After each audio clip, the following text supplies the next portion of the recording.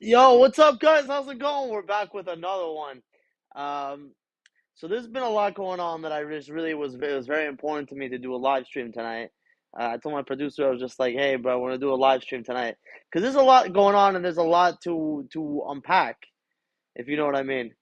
There's a lot going on, and the first thing is people have been telling me I've been uploading a lot of content about Donald Trump and how I think he should get elected, and I think he's gonna be the best president for the United States.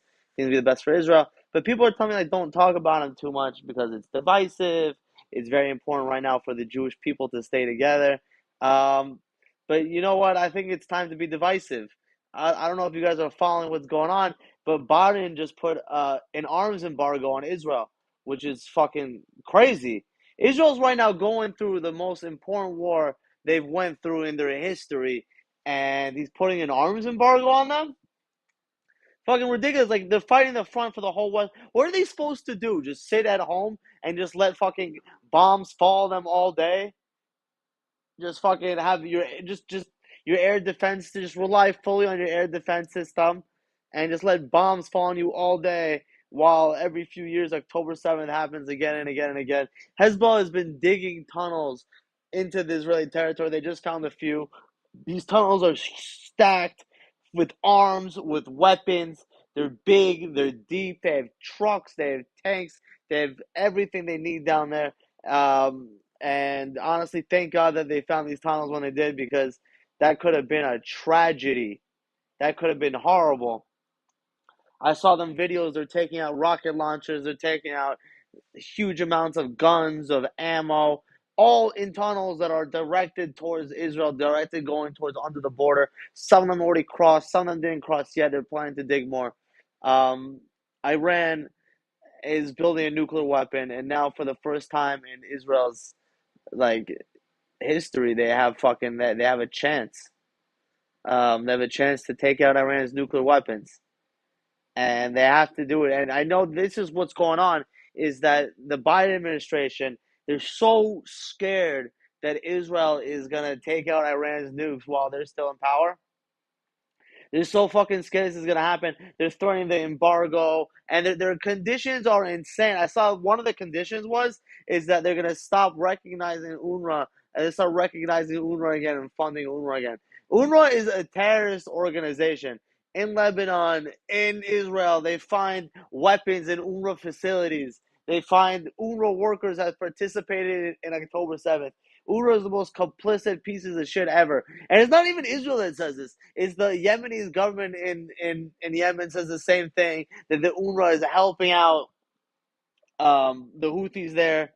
The Houthis are they're horrible, they're disgusting, they're a terrorist group. They actually executed, was it 13 homosexuals recently?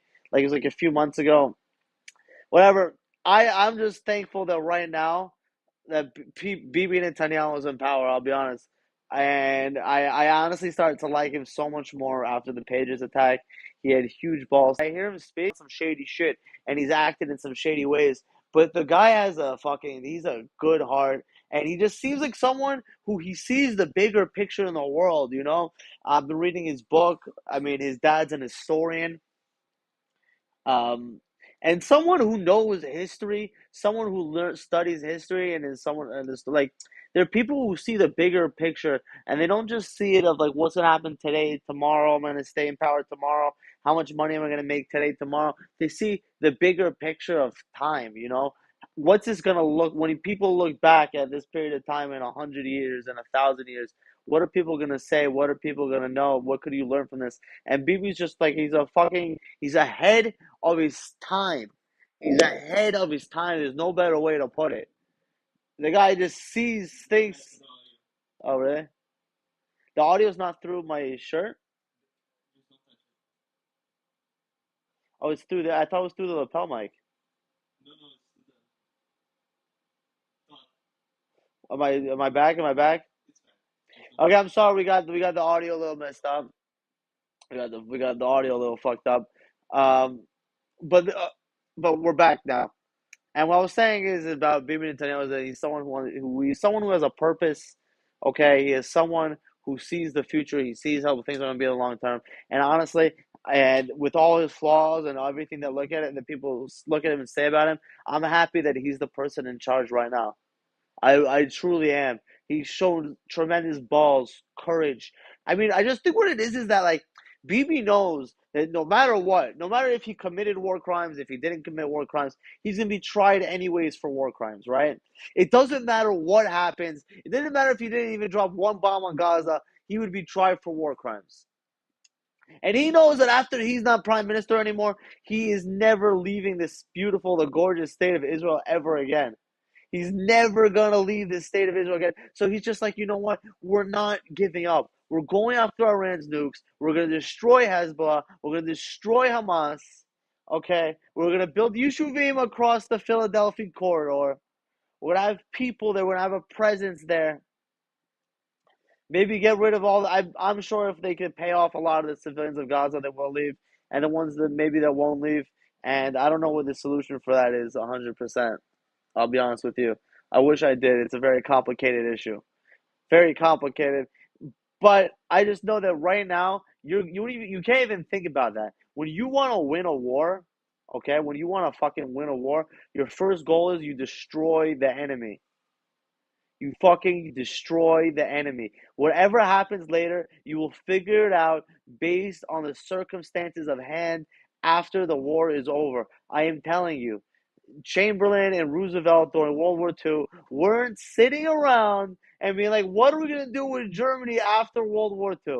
They weren't doing that. They were focused on destroying Hitler, destroying the Nazis, killing the bad people, blowing them up with pagers, being smarter than them, being better than them, being better at war than them, and also being more humanitarian than them, helping out their own civilians. And you're going to see that this is how you're gonna tell like who is the good people and who are the evil people right here, right now in this war, because you are gonna see people in Lebanon, people in Iraq, people in Syria, people in Iran starting to go with Israel and attack their own regimes. You're gonna see it more and more. The first time I really, really woke up to this scenario was after we killed Nasrallah. What a fucking beautiful night. Thank God. After we killed Nasrallah, okay, people who I saw on Twitter who are avidly pro-Palestine, yelling genocide, blah blah blah on Twitter, every going after the lies that they're putting out from Al Jazeera and all this fucking fake news and all this fake shit about Israel. They were celebrating the death of Nasrallah with us. They were so happy that Nasrallah was dead. I even went with my roommate to a bodega here in Brooklyn, and the two Yemeni guys who I thought fucking hated Israel. I thought they hated Israel. They were singing and dancing and celebrating the death of Hassan, piece of shit Nasrallah. May his memory be in spit or whatever you say it. May he be covered in donkey jizz or whatever. Okay, and that's what's gonna happen. I can see it already in Lebanon. There's like Sunni militias that are gonna stand up and start fighting Hezbollah. There's the Bedouins. There's the Druze militias that are gonna help start fighting Hezbollah. Okay, it's gonna be Israel and the opposition against Hezbollah. The Lebanese want their country back. They're under a brutal occupation of extremist Shiite terrorists, similar to what the people of Iran are going through. They want freedom. Lebanon was a Christian country 40 years ago. I'm going to repeat that. Lebanon was a fucking Christian country 40 years ago. Okay? Now it's run by Shiite terrorists who are ruining the country. They're sinking the democracy. People's lives will turn to shit. People used to say, like, not even so long ago, that Lebanon was the Switzerland of the Middle East. I've never been to Switzerland. I don't know how nice it is. I couldn't give a fuck, honestly. I have no interest in going to Switzerland. But they were saying Lebanon is nice. Okay? Probably Switzerland has some more blonde chicks. But Lebanon, it's like if you go to northern Israel, like Rosh Hanikra and stuff, all the way up north, all the way in Nahria, you have those beautiful rocks by the beach. That fucking magical scene. That's what the south of Lebanon looks like. It's just a continuation of that land. It's fucking beautiful land. I'm hoping someday to send my kids to yeshiva in South Lebanon. That or in Rafah. I'm not sure which one yet. Whatever yeshiva is better. Okay? But this what I'm saying is the Bedouins, the Druze hate Hezbollah. If you guys remember, Magdal Shams happened. What was it like a few months ago, where a Hezbollah rocket killed 12 Druze kids playing soccer? It'll be the Druze, the Bedouins, the Sunnis, and some of the Christians are going to stand up against Hezbollah with the help of the mighty Israeli military, and it's going to be beautiful. It's going to be fucking beautiful. I'll tell you that. Okay, in Syria, you see that the Hezbollah was murdering people in Syria for a long time. Okay, Assad uses Hezbollah as like the national guard to like attack civilians, break up riots, police the civilians, all these things over here. Okay, and and so they hate. So Hezbollah used to abuse the civilians. That's why they were singing and dancing when fucking Hassan, rest in piss, Nasrallah. That's the West was, rest in piss. When Hassan Nasrallah, rest in piss, you piece of shit. I hope your memory is a curse. You fucking terrorist fuck. When he died, Syrians were dancing all over TikTok. It was beautiful. I don't even watch TikTok, but for this, I had to re-download the app. I mean, I don't really watch it because I got kicked off. Um, Iranians, everybody. I have all my Instagram DMs. I met the coolest Iranian people who are pro democracy, pro freedom, pro everything, and they are pro Israel. They love the Jewish people. They want a relationship with the Jewish people. Okay, they want a relationship with the Jewish people, and they want a relationship with their Israelis brothers and sisters. You know, we both come from very old cultures. We both go way back. We both go way back. We have like a bond, a brotherhood that goes fucking far, you know? We fucking fought together. We fought each other. I think, the story of Purim happened in Iran, okay? And I'm not saying Haman was the best. He was a fucking piece of shit. But we prevailed in Iran. Mordecai and Esther pulled through. You know what I'm saying? The power of unbelievable Jewish pussy saved the race. I mean, that's really what it was. You know, the king of the story of Purim is the king of Iran wanted it. I mean, he wanted Esther. He wanted Esther, and she saved all of us. She's a fucking Jewish queen. She's a Jewish queen. She's unbelievable. It doesn't matter how she did it, but she saved the entire Jewish race. It's an unbelievable story. That's why I get shit drunk every single year. It's a mitzvah. Drink on Purim. Um, so basically, our stories go way back, our cultures go way back, and it's time for Iran and Israel to start working together. You know, it's time for Israel and Iran to start working together.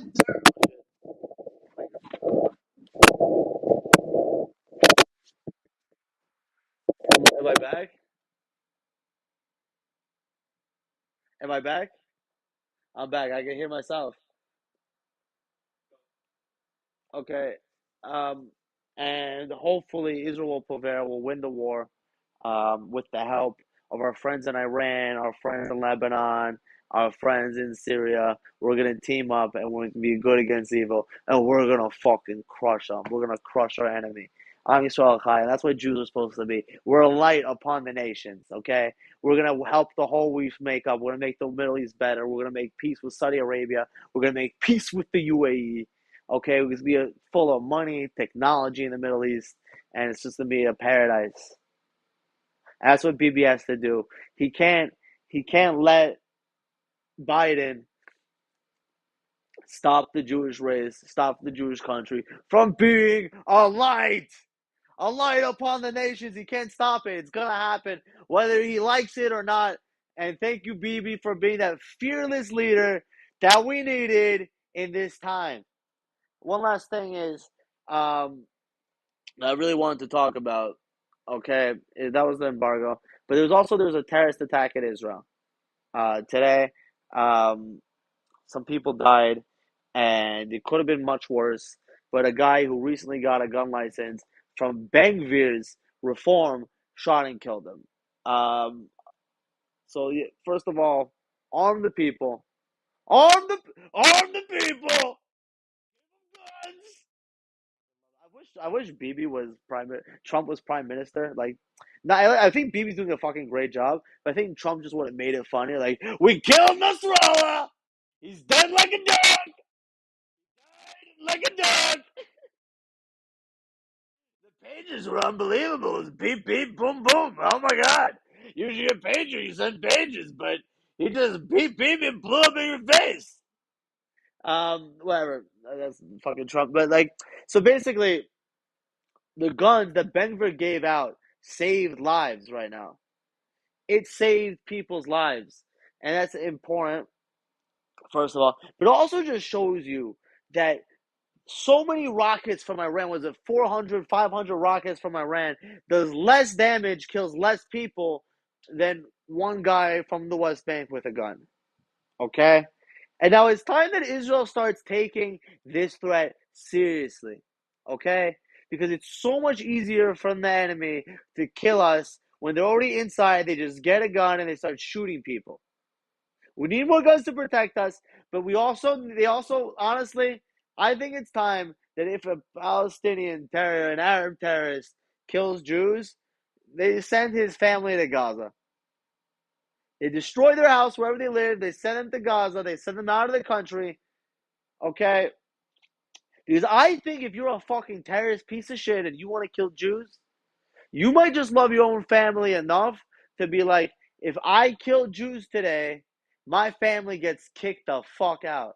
They lose their home, they lose their jobs, they lose their friends, they lose everything. Okay? They lose fucking everything.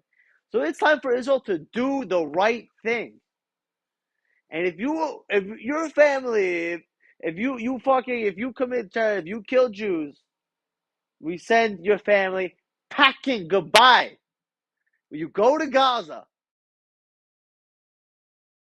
You can't do that. It's enough. Palestinians had so many opportunities to sign a peace plan. So many opportunities. I was even just talking to some guy on my Instagram. He's like, but Israel didn't want the peace plan either. They killed Yitzhak Rabin. But it happens to be that after Yitzhak Rabin, the deals only got better and better and better and better and better and better and better for the Palestinians. It just got better for them. Yitzhak Rabin offered a deal and he died. He got killed because they thought the deal was too good. Okay, then Ehud Barak offered an even better deal, and then Ehud Olmert, I'm pretty sure, was willing to give back 98% of the West Bank. The dude was willing to give back 98% of the West Bank. Except for a little piece in West Jerusalem where he was letting people live, he was willing to give back 98%, and they didn't take that.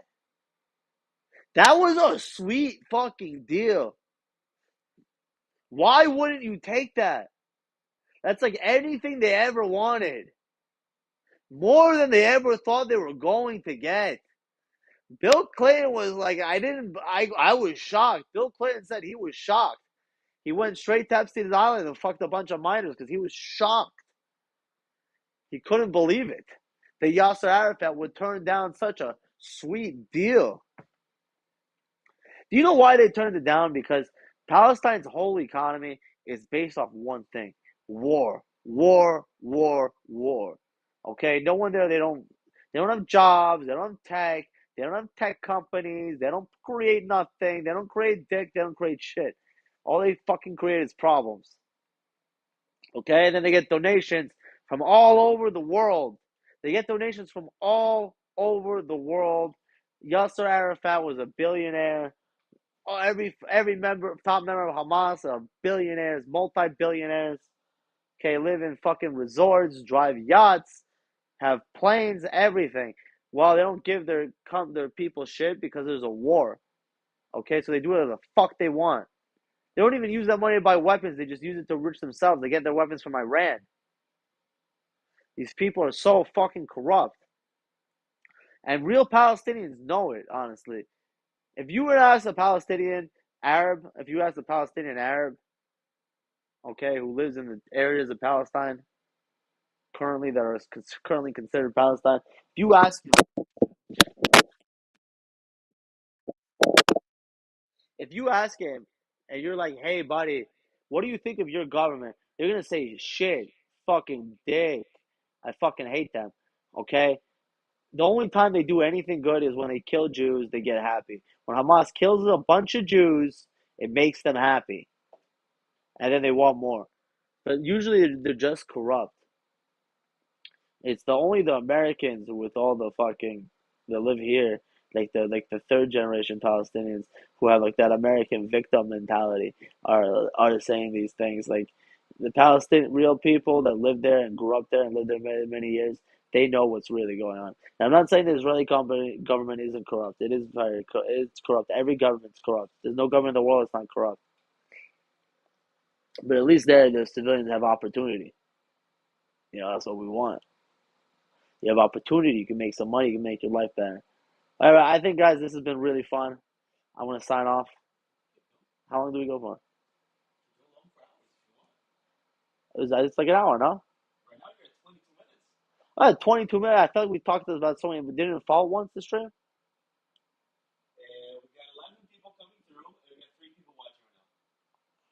11 people. What does that mean coming through? Okay.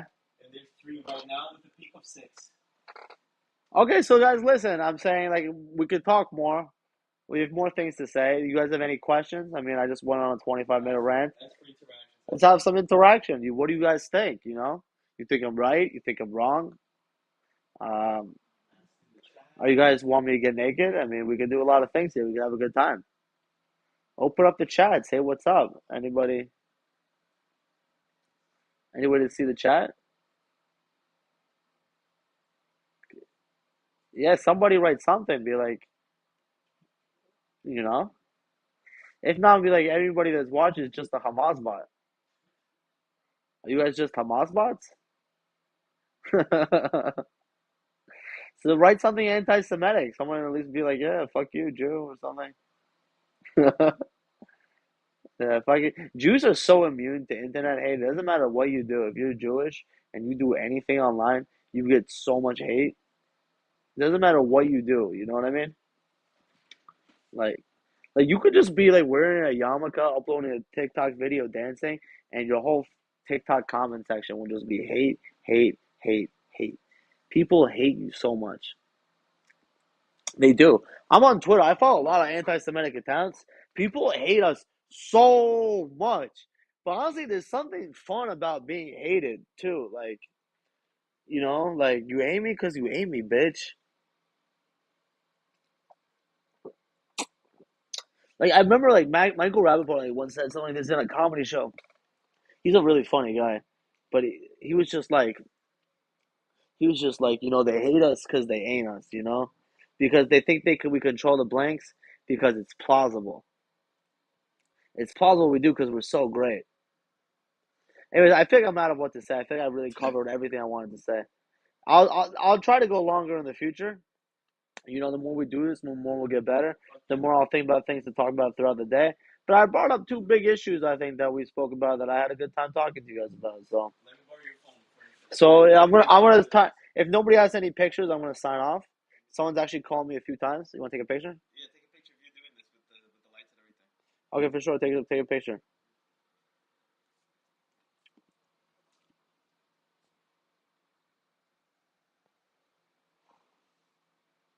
Yeah, we're doing this. We're taking a small picture of us doing this. Uh, we're gonna promote this. We had a good time. We're gonna get better equipment. We're gonna get better microphones. We're gonna talk about more stuff. We love you, um, and Hashem is our witness. Hashem's our Lord. And just remember that Zachreni now. Yo, take care, guys.